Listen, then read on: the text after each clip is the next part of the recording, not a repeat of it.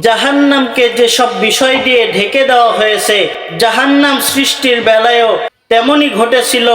আল্লাহ তাআলা জাহান্নামকে সৃষ্টির পর হযরত জিবরাইল আলাইহিস সালাতু ওয়াস সালামকে তা পরিদর্শনে পাঠান। সেখানে গিয়ে ভয়াবহ সব দৃশ্য দেখে এলেন।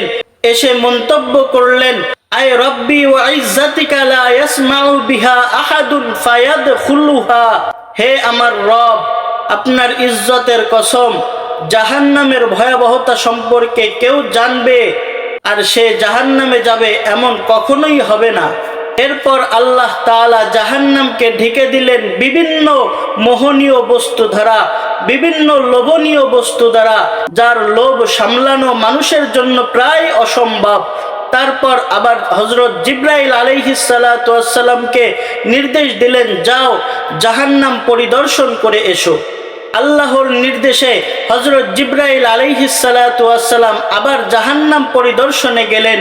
ফিরে এসে মন্তব্য করলেন, আয় রব্বি ওয়া ইজ্জাতিকা লাকাদ খাশিতু আন লা ইয়াবকা আহাদুন ইল্লা দাখালাহা।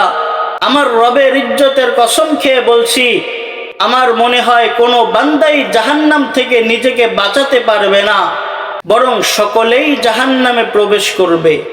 আল্লাহ তাআলার কাছে প্রত্যেকে এভাবে দোয়া করবেন, হে আল্লাহ, আমাদেরকে জাহান্নাম থেকে বাঁচান, আমাদেরকে জাহান্নাম থেকে বাঁচান। আল্লাহ তাআলা আমাদের সবাইকে জাহান্নাম থেকে বাঁচান। আমিন।